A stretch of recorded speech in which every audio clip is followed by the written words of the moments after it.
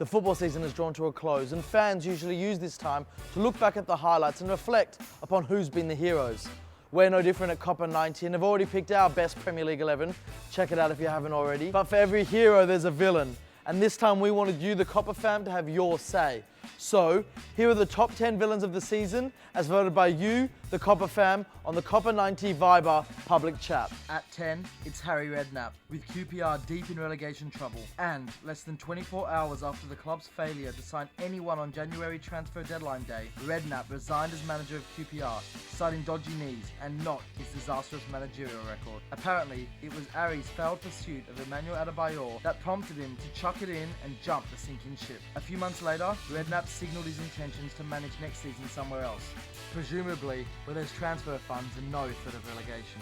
At number 9, it's Papa Cisse and Johnny Evans. Footballers spitting is not an unfamiliar sight, but when they spit at each other, it's not only shocks but also disgusts. In the Newcastle vs Man United match in March, as they tussled for the ball, the United defender appeared to spit at the Newcastle striker, who duly reciprocated. After the game, Cisse apologised to his teammates, Newcastle supporters, Evans himself and any football fan who saw the incident, while Evans protested his innocence despite incriminating video evidence. But both players were charged by the FA, with Cisse hit with a 7-game ban and Evans 6. At 8 is former Wigan chairman Dave Whelan. Most clubs didn't want to touch Malky Mackay after his text transgressions at Cardiff, but Dave Whelan wasn't one of them. With Wigan in trouble, he turned to Malky to hopefully drag his team up the league.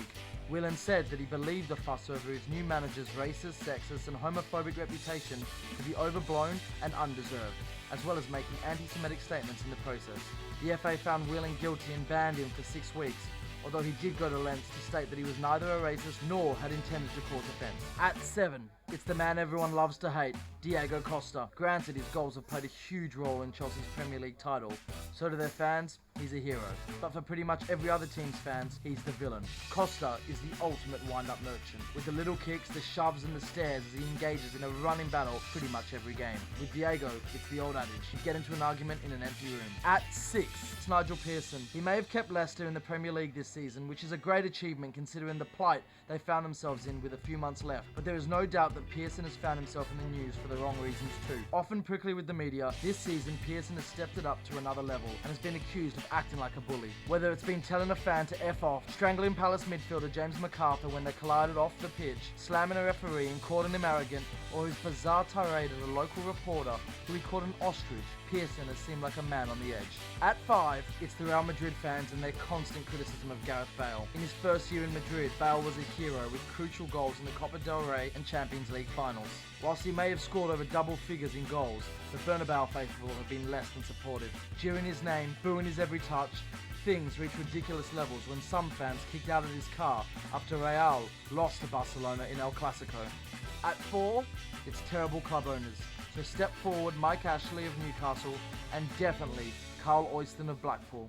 Ashley's ownership of a football institution has been so insulting that a club once loved way beyond its geographical boundaries is now seen as a laughing stock. Newcastle has been stripped of all pride and some supporters have had enough, organising boycotts and constant protests. While at Blackpool, Oyston's reign has been so bad that on the last day of the season a protest saw Blackpool fans invade the pitch and forced their game to be abandoned. Early in the season, Oyston mocked the fans' frequent Oyston out chants by getting an Oyston out registration plate for his Range Rover.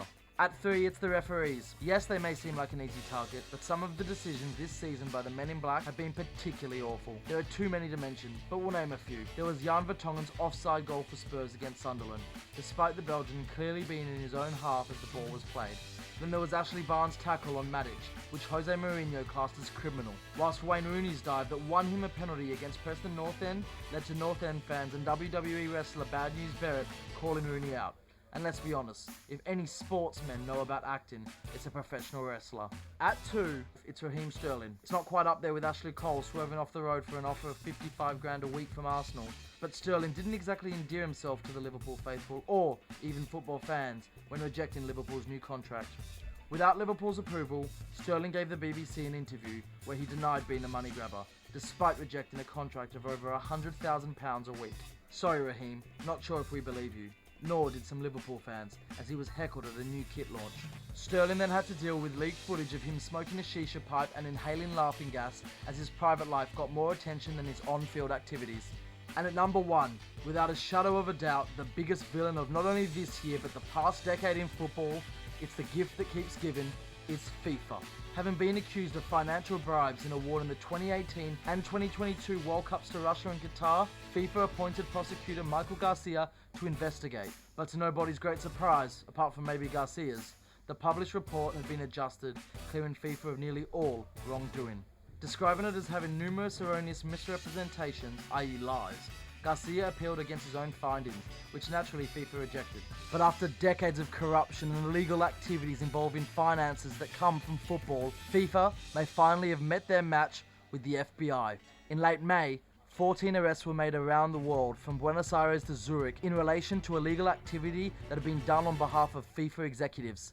In revealing the charges connected to the indictment against the FIFA executives, the Attorney General Loretta Lynch announced that this was just the beginning of their investigation. Since then, FIFA's president Sepp Blatter has resigned, Jerome Valcke, FIFA's second in charge, has gone into hiding, and the whole organisation is facing massive reform, something which can only be a good thing for the game. So there we have it, 10 villains who have sullied the beautiful game. But did we miss out on one? If so, let us know in the comments section. And before you go, make sure you click the link below and be part of Copper 90's Viber public chat, where you can get closer to Copper 90.